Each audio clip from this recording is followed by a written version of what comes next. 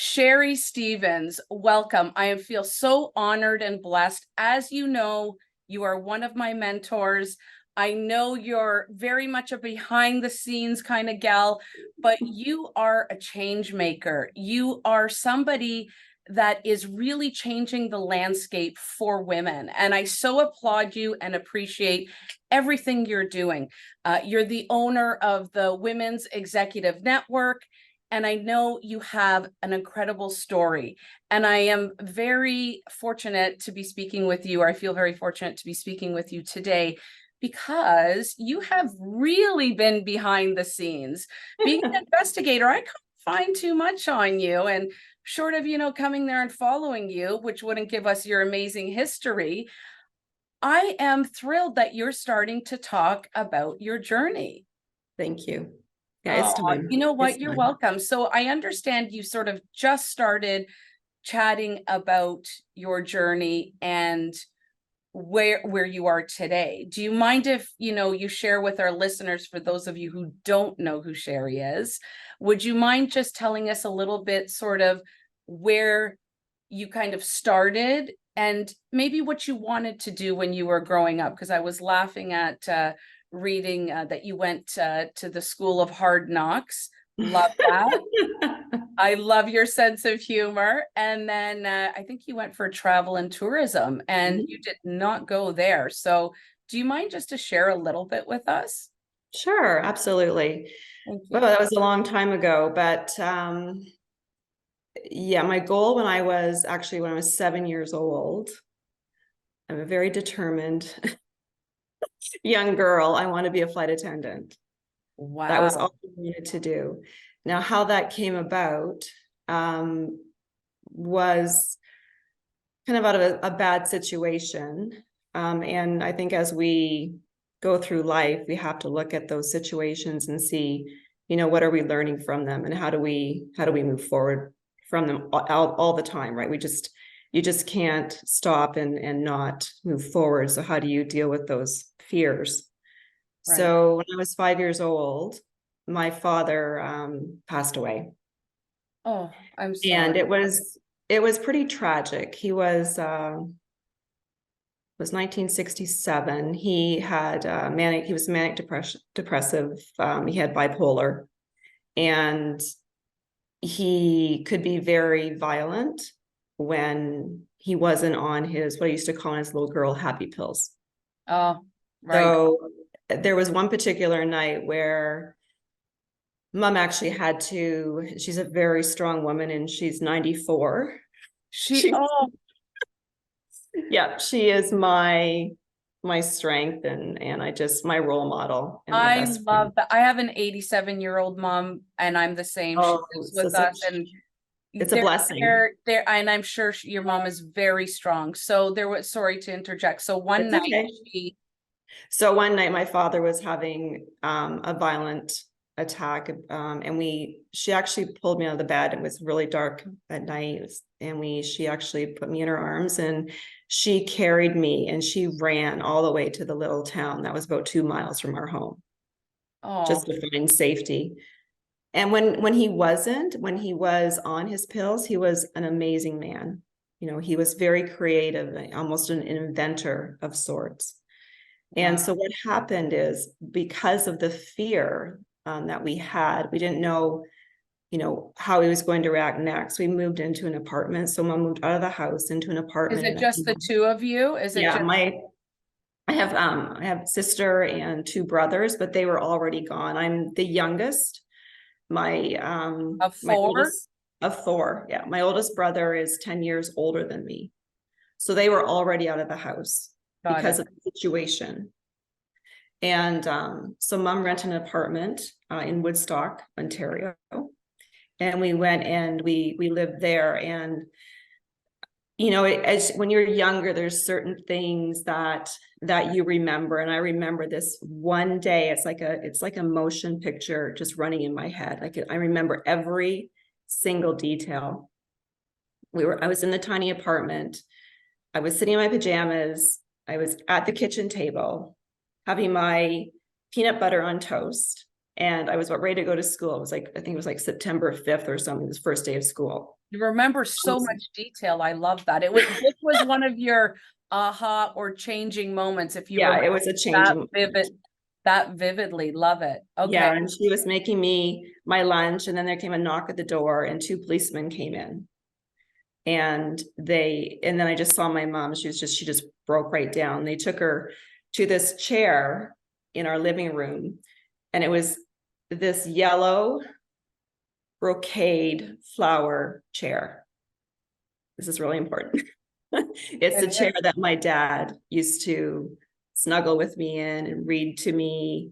And she sat down on that chair and she started to just cry, like hysterically. And then she fell off the chair. And I didn't know what was going on. I really didn't understand what was going on. They picked her up and put her back on the chair.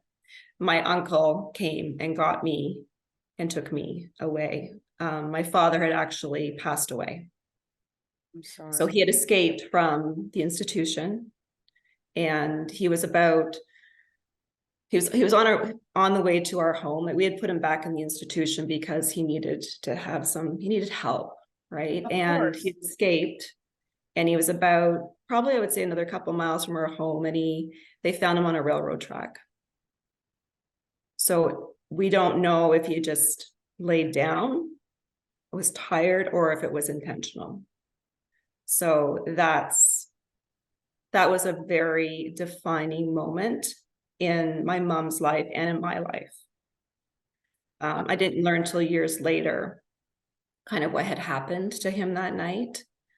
And so this takes us to this next part of our story is my mom was pretty sad, obviously. And my oldest brother said, "Mom, I'm taking you to the Bahamas. Let's go." So he was kind of her, knight in shining armor at that point in time. And he took her to the Bahamas, and she'd never traveled before. And she loved traveling. So when she came back, she goes, "Sherri, next time we go, I'm going to take you with me. And we'll call it our little adventures." And we still have little adventures today. We always call them our little adventures. I love that. Oh. So she would take me to the islands, right? And it was the first time on a plane. And I sat there and I was just enamored by the flight attendants. So that's what I'm going to do. I'm going to be a flight attendant. Well, yes, I'm sure they were so kind, and you being so little, because how old were you when you first went on your adventure? 7. I was 7. 7. Wow. Yeah.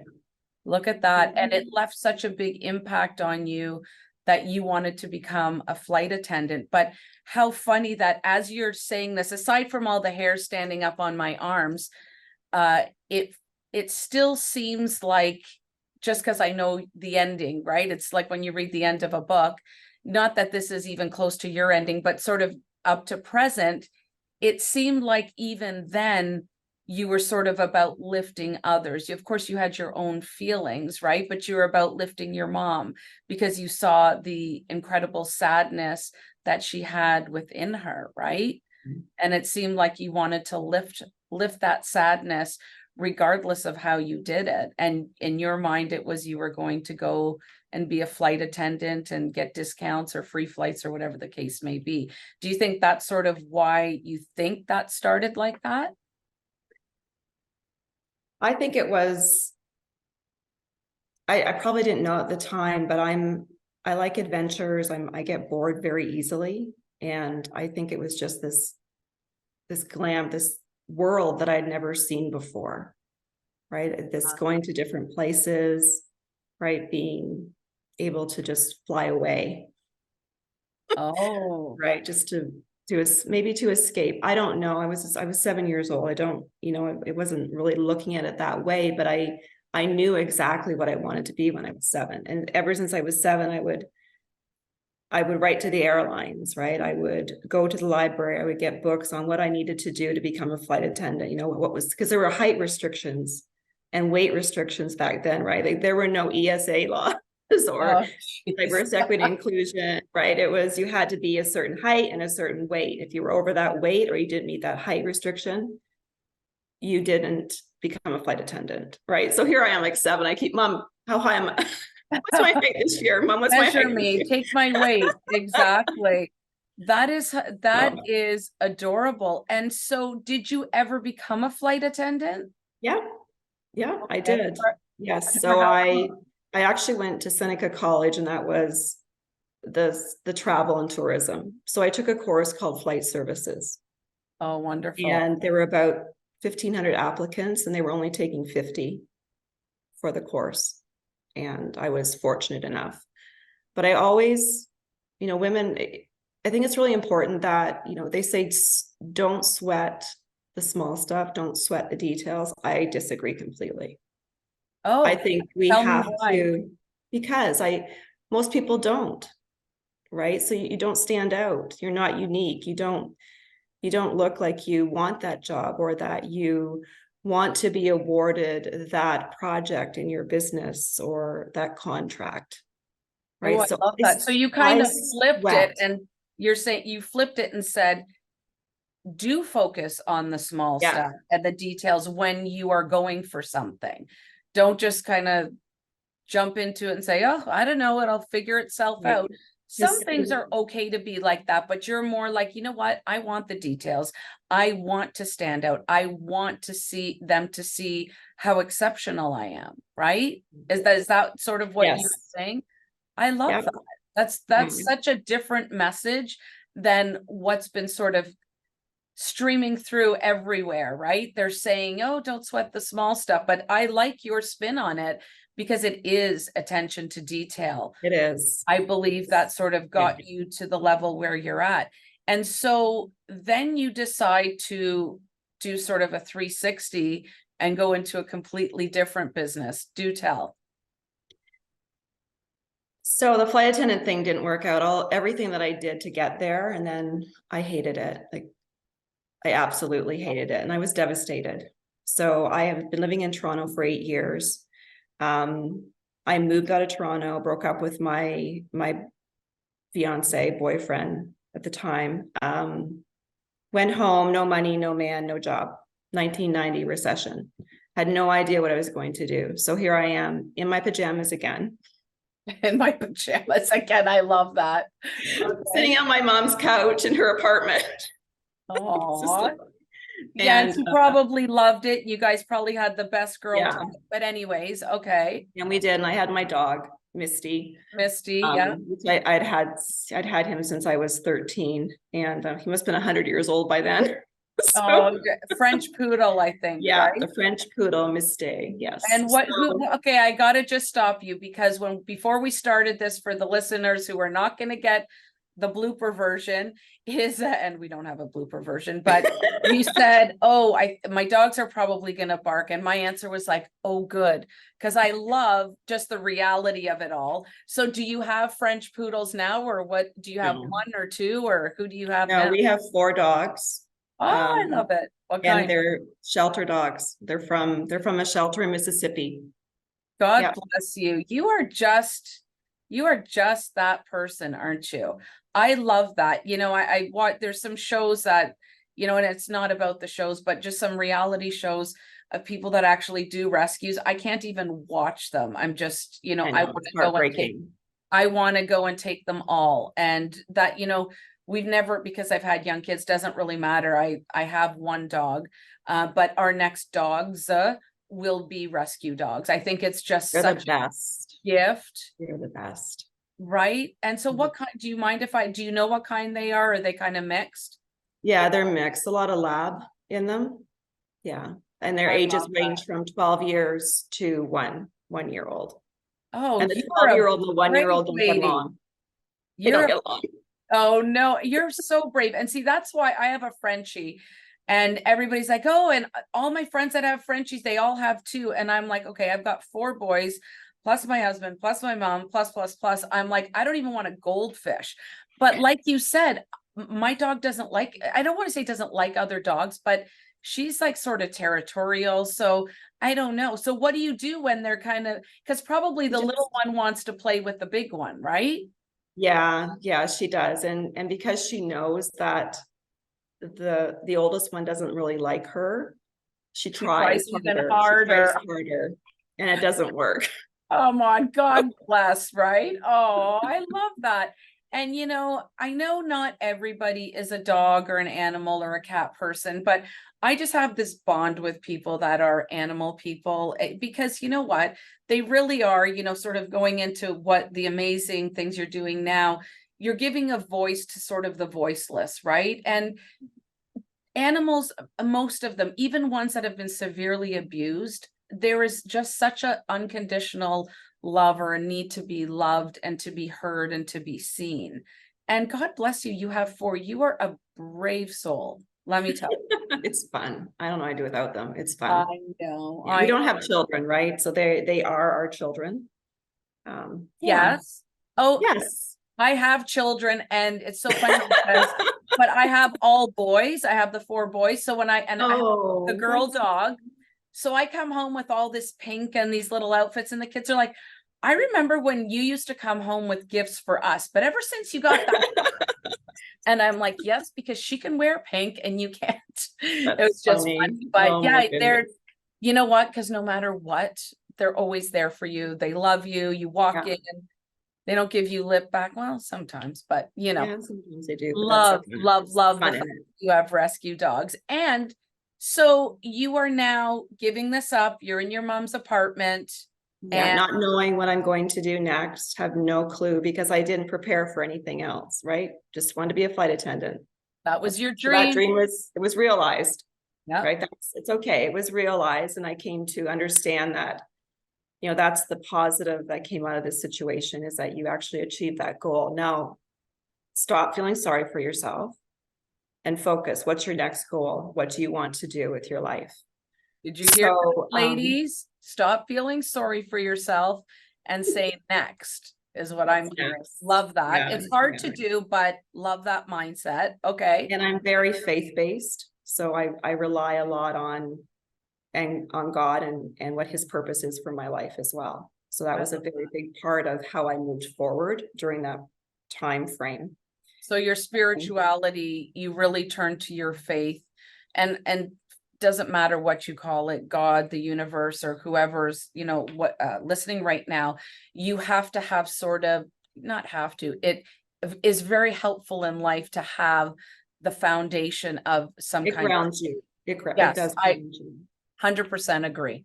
Okay, so Yeah. So I hadn't been grounded for probably the 8 years I was in Toronto, but when I came home, I kind of rededicated my life. I became very grounded.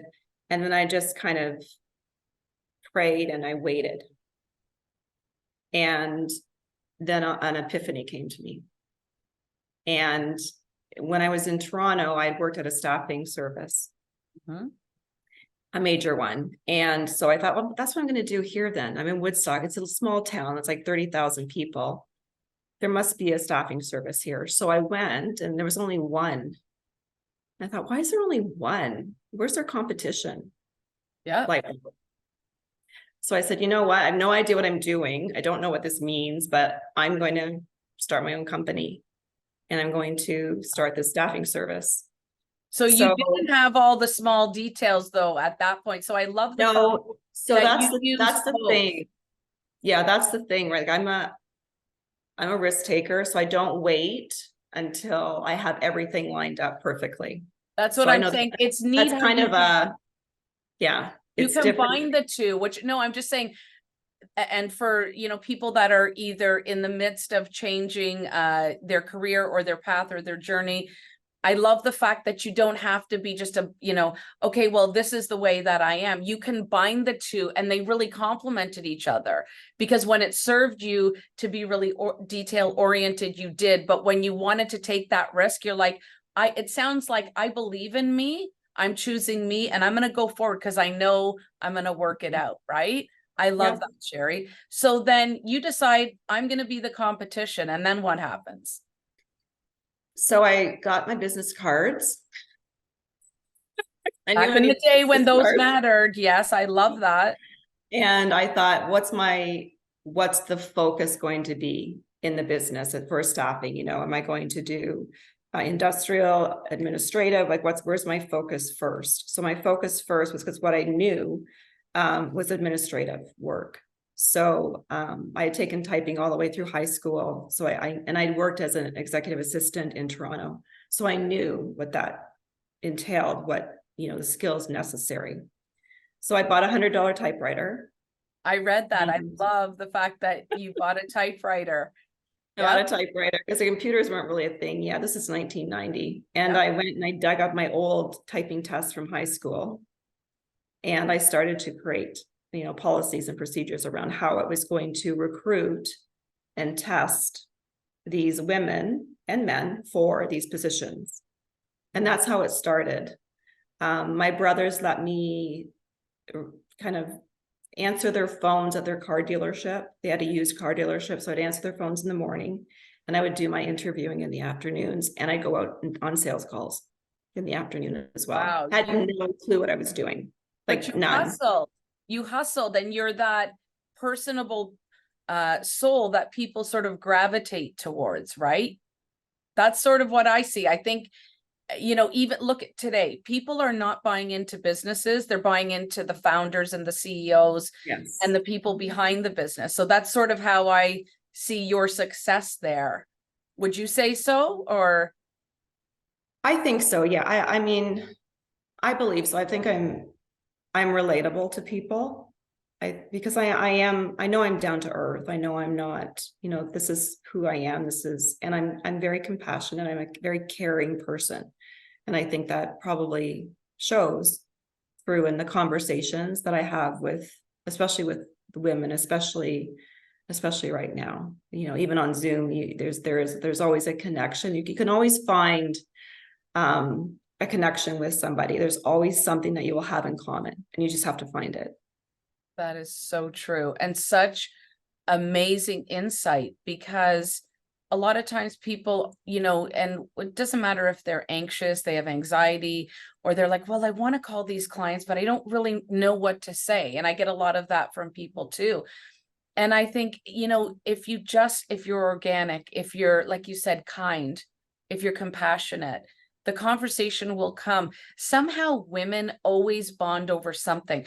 I mean, doesn't matter if it's kids, dogs, business, we Parents, like to elderly cook. parents, yeah, Yeah, everything. we've got this, like this sort of, to me, it's a superpower to be able to connect to each other. And it really is that bond of a group of women, which we're going to get into in a moment, that really does take everybody and elevates everybody to the next level. So we're in now recruiting, and you did some amazing things with that company, like amazing. If you want to brag, here's your chance. If not, I'm going to brag for you. Please do. So just so you know, I don't want to make it sound like it was easy, because it wasn't. And I don't make it sound like I didn't have fears, because I did. Uh, Right. So I with just a want to typewriter, and yeah, I know. I can't even imagine from buying $100 typewriter to where you ended up. Not only, working, a few jobs, doing this and hustling. I mean, you had to work hard. And as an entrepreneur, and also being, female, was there a lot of struggle was that a male predominated industry when you had started the company? So it was eventually. So what happened, because I got out and I started doing sales, I started becoming involved in the community. I joined the chamber. I was on chamber committees. I eventually became the first female president of our chamber. And now, yeah, right. And now there's been all kinds of women that have been the presidents, which was I great. love that. And I also joined the Human Resource Professionals Association, right? Because people will buy from people they know and who they feel comfortable with. So I wanted to make sure that I got into the community and got to know them, and let them know that I was there to stay, that I was involved in the community, that I cared about the community. And then I got a call from a local automotive manufacturer, and they were actually starting up a facility to supply Toyota with some car parts.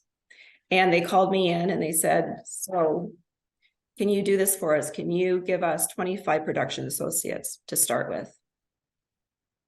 And I didn't know what they did. I didn't know, I'd never been inside a manufacturing facility. And I said, can you give me a tour of what your facility? And they gave me a tour, and I said, tell me what you want. Tell me exactly what you want in your team members, and I will get it for you.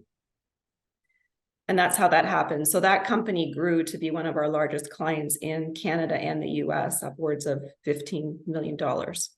Just that one client. Wow. Give and take every year. But yes, so, and it just escalated from there. So other suppliers to Toyota said, hey, who are you using to recruit for your team members? We're using SRG. So they would call us, and it just started to, just multiply. And before I knew it, we had 10 locations in Canada.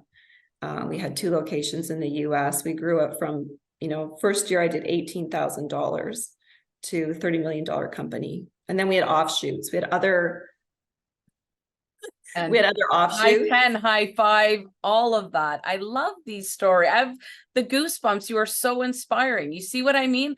$100 investment of a typewriter and a woman with a vision and a mission. Unstoppable. Yeah, and it was difficult. The growth was great, but it was difficult finding financing at that point in time because I was very young. I started my business when I was 26, right? So I was very young. I was in my 30s when it started to really take off. And we needed my first line of credit was $1,000, right? And then we needed eventually we needed $500,000. We needed $1 million. And the bank that I was with all these years said, no, we're not going to support you anymore. We just don't see, it's just too risky, pretty much. Wow. So what happened was, because I become involved in these communities and with the chamber, there was another bank executive within our chamber, and he said, I will help you. I will finance you. Wow. See, it's all about creating relationships, Sherri. All about creating relationships. That's awesome. I love that. And, just for our listeners, exactly what you said. I mean, the tagline, the struggle's part of the story. That's a huge struggle. And, when it comes to financing, not that it's easy even today, but you found a way to make it work. And I feel like through every struggle or every obstacle, there comes growth and there comes lessons. And even through tragedy or in the face of something that you feel you'll never get through, because I'm sure you went, okay, well, the bank I dealt with and I've known for years, and that has all of our, history has said no. I guess everybody's going to say no, but you didn't do that. It sounds like you just continued down your path and you looked for other avenues, right? I did. And I also had a really great mentor. Oh, that was really important. I knew at some point in time in my business, I needed to bring somebody in to help me, right? Because I didn't have a business degree. I said, it's all school of hard knocks for me, right? It's just the experience and going through the successes and the failures. And I didn't even know how to read a financial statement. I didn't know how to come up with a net profit. Are we profitable? I didn't know. I have no idea. yes. Right? I don't have policies. I don't have procedures. But you figured it out. And I don't know if you want to mention who your mentor is, but, even it doesn't matter, I think, what you do. And if you love something and you're passionate about it, like you said, you can learn. And I just want to touch on base on one thing, because so many people are about getting the degree. So, and that's fine. I'm not knocking school whatsoever. Absolutely. But even based on what I do, I'm considered, a human behavioral and a trust and trauma expert. And I'm in investigations. And I mean, you'd think, okay, so you do infidelity, questionable behavior. No, so much more. The missing of children, hidden assets. Yes, anyways, it doesn't matter. But what I learned in 20 years, you could never teach somebody sitting behind a desk. So I love the fact that you are basically saying, I didn't know, but I surrounded myself with people that did, and I learned it. Mm-hmm. right? Yeah. Because Yeah. people always think and again, this is sort of the 4-letter F word that I don't like, and it's not the naughty one, but it's the fear telling us, well, you can't do it. You don't have a degree, you don't have a whatever. And sometimes it is about taking that chance, like what you did, right? I Yeah. love that. I absolutely love that message. Thank you for sharing that. And so, I mean, I know your time is limited, so I don't want to keep you, because I could talk to you for probably 4 days straight and still not get all the stories, because I want all the little details, because you have just really changed the landscape for so many women.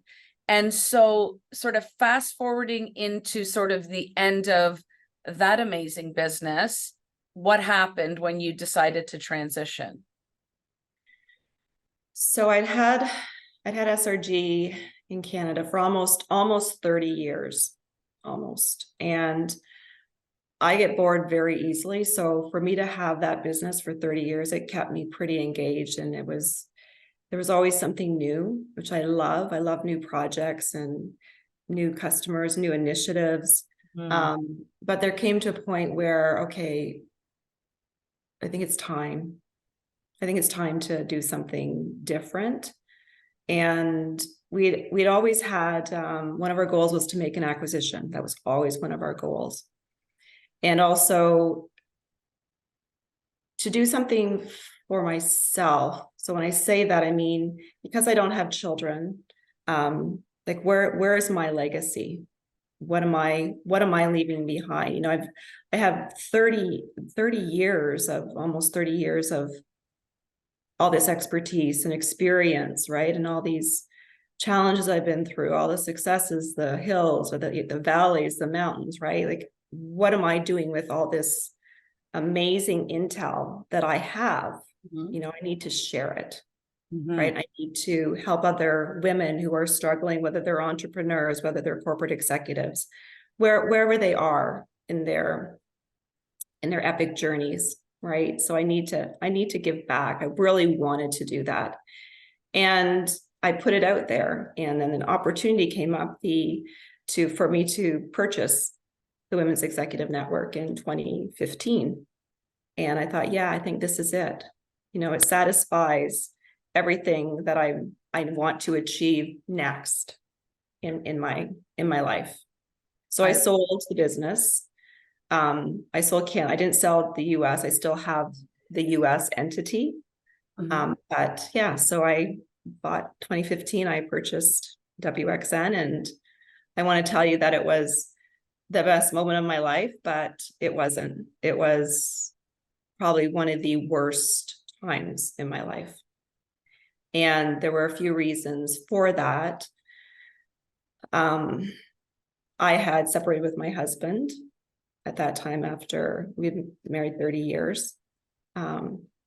So I separated with him in 2014. My sister passed away in 2015, Oh, I'm sorry. exactly 13 days before I became the new owner of WXN. So it was not a great journey at that point in time. It was exciting, but it wasn't. Of Um, course. There were so many outside there were a influences. lot of things going on, and I broke. Like I broke. I and it was at a client meeting down I started having an anxiety attack. So I But I love knew, the fact, okay, let's stop. She's like, I broke. I had an anxiety attack. I love the fact that you can look back at probably one of the most terrifying, horrible moments in your life, and you can sort of laugh at it now. I love that message, because you can look at it going, oh, and you look back. I love that. Okay, so you had an anxiety attack in a meeting, or yeah, yeah. So I excused myself right away. I knew something was not right because I wasn't dealing with things. You know, I just kept, and we do this as I think we do this as women and as humans. We just keep moving forward, and this is, you know, just to keep the wheels in motion and not really deal with your emotions, your mental challenges, right? Your physical, like it affects every part of you. And I think at some point in time, you just have to say, okay, this is enough. Stop, Sherri. You need help. Like you can't do this on your own. You can't rely on your mom. That's not fair, right? You can't rely, your husband's not here at this particular moment. So I got help. Like I I'm love not that. ashamed to say I got therapy, right? Because I'm also in the back of my mind thinking, does my father's blood run through me? Like at what point in time Of is that course, is that question. going to affect me? And it doesn't, and it hasn't, but I didn't know at that time. So I went to therapy, and she was a wonderful woman. And it all came down to I had not even dealt with my father's death ever. And that's came out in that session. So I dealt with that. And once I dealt with that, then I started to work through my sister's death. I started to work through really the death of my marriage, right? And then that transition into WXN, which I knew nothing about. It was a new job for me. Yeah, well, it was a New new job, but I learnings. think it was an exciting career because, like, you talk about legacy and you wanted to have this impact and you wanted to pass down, sort of like we do to our kids, but to our clients or to our group of ladies, you wanted to Yeah. pass down your wealth of knowledge. And I love that. One of the many things I love about you, but let's just go back for 30 seconds. I'm so grateful that you are talking about mental health. I think you know a little bit about the advocacy that I do regarding mental wellness or brain wellness, mental health, doesn't matter what you call it. And, even though people are saying that, we're breaking the bias and we're trying, it's not enough. There isn't enough education out there. So with women like yourself, myself, and anybody else who will listen or wants to talk about their personal experiences and how their journey was affected by it, I think is so incredibly valuable. So I really thank you for that, because without people talking about it, you're right, you do start to question your mortality. And it's like, oh, well, my dad was this way or my mom was this way. And I think I had mentioned this to you before. My husband is a former police officer, police sergeant, and same with all of our investigators. And talk about, them having some kind of trauma because based on the work that they did. And so it's so important just to put it out there and to talk as much or as little as you want to about it. So thank you for sharing that with me. I really do appreciate that. And I know a lot of our listeners will as well. It's my pleasure. I didn't talk about it for a very long time because it was taboo, right back in the 70s, 80s. I guess taboo. You don't talk about it. You No, don't. and I remember saying to my mom, we laugh about it now, but I would say to her when I was young, again, we were both brought up by baby boomers, and God bless them, that's the way they were brought up. And I remember coming home and I'm like, oh, I don't feel good. I'm a little bit, worried about this. Like, am I okay? And she'd be like, shh, they're going to lock you up at 999 Queen Street. You're fine. Away you go. I'm like, okay. She said, I'm good. I'm good then. Right.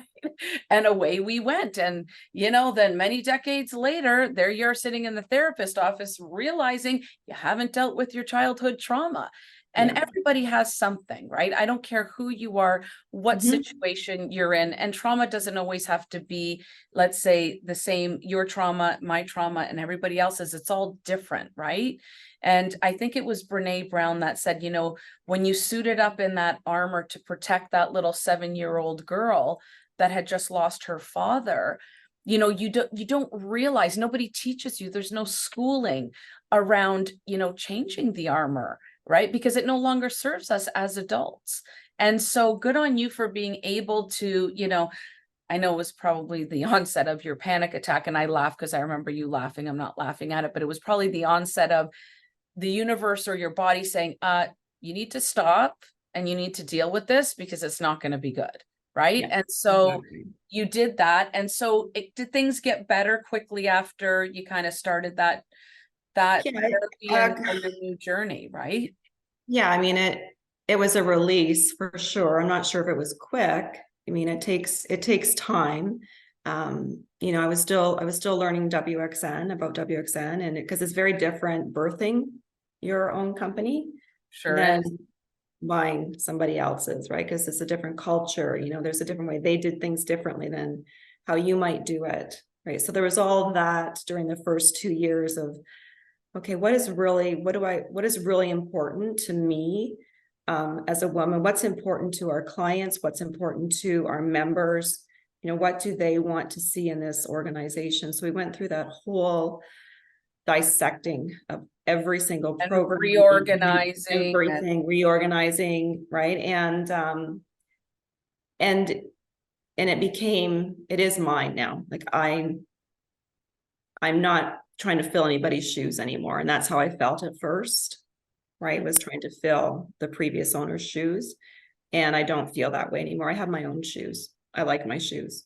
oh yeah, I love that. So And when I just want to say, when I meant quickly, I think there's it's almost like there's this big relief when you get it out there and say, okay, I do need to deal with this. Not that I think sort of growing spiritually, mentally, physically, I think that's all a journey. I don't think it's a destination. So when I said quickly, I meant it probably got better quickly because it was kind of like, okay, now I know that I need to I'm going to deal with yes, that.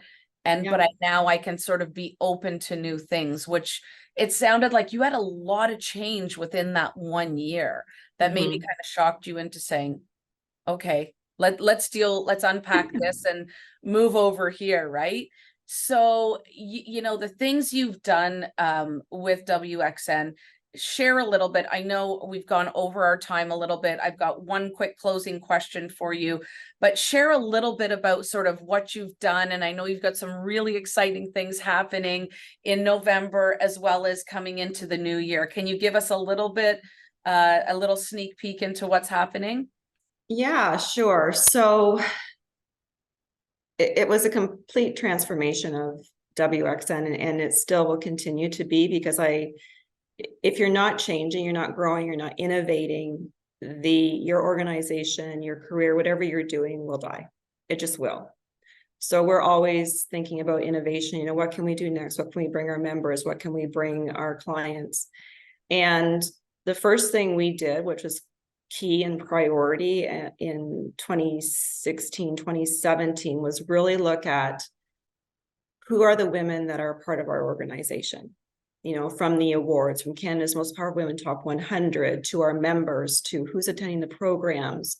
What is our Diversity Council of Canada? What do they look like? And one thing that I found was that they looked a lot like me. Not a lot of diversity within our organization, right? And not a lot of, I guess, cross-functional from, not just executives, but also, where's our emerging leaders? Where's our pipeline? Where's our future? Right? STEM, where's the women from STEM? Where's the women from skilled trades? Where's the women from accountants, lawyers? Like we need to bring this diverse ecosystem into WXN. And that was our first focus. And that's what we did. So the first thing we looked at was our Canada's Most Powerful Women Top 100 Awards. And we made a very deliberate goal that we were going to start measuring the diversity within our women for the award winners. And the first year we started reaching out to diverse organizations, diverse associations, because they weren't in our network. And we measured the first year and it came in at 16%. And when I say diverse, I mean women of color, Indigenous women, women with disabilities, LGBTQ, like the whole gamut, right? And also, where do they work? Just different vocations, industries, etc. We measured all of that. We came at 16%. So 16% the first year. Not good enough. So we kept trying and trying. Like we kept being very deliberate. And then last year, we came in at 61%. So it's amazing. And the women, it's completely changed who we are.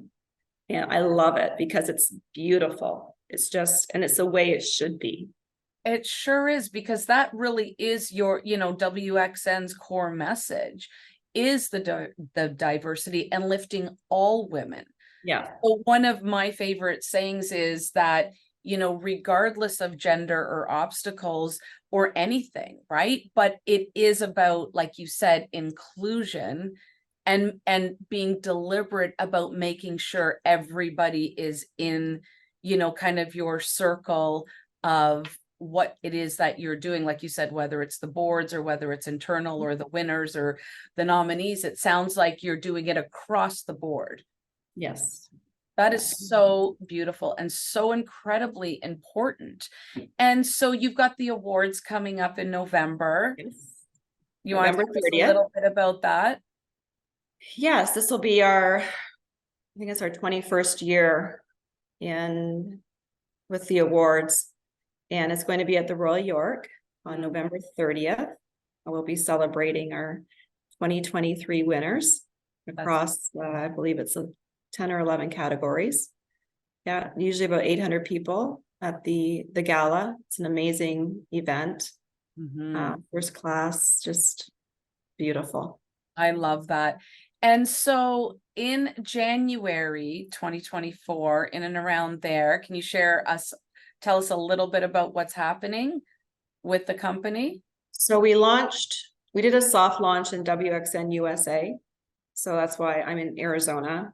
We launched it here. So right now I've actually reached out to some women that I know here, and we're gathering together for having our first advisory council in the US in Arizona to help me launch our programs and events down here as well. So I have about 7 women right now that have committed, and it's just, I'm so thankful. I'm really blessed because they don't know me. I've linked in with them, or I've met them at events, and that's the one thing about women, right? Like, we will just give unconditionally. We sure will. And that's sort of how we started the conversation. I love that we're going to be ending it that way. First of all, congratulations, because getting into the US market is so important, because your message is one that needs to be global.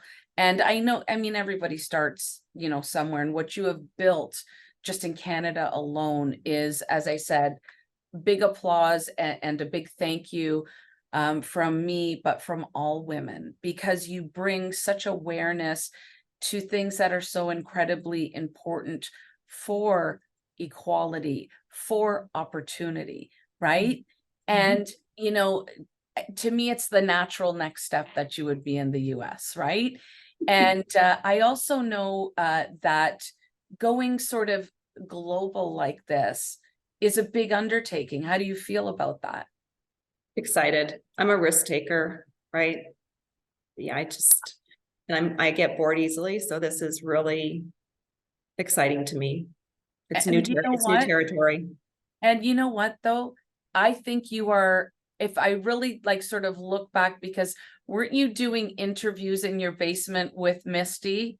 Weren't you doing interviews or something? But how ironic that you're sort of doing the same when you think about the business WXN. You are interviewing women and building this sort of mass following and community, if you will, that are all doing the same and spreading the same message and believe in you, the leader.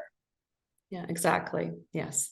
I love that. Sherri, I feel so incredibly blessed and thankful that you were able to join us today in your very, very busy schedule.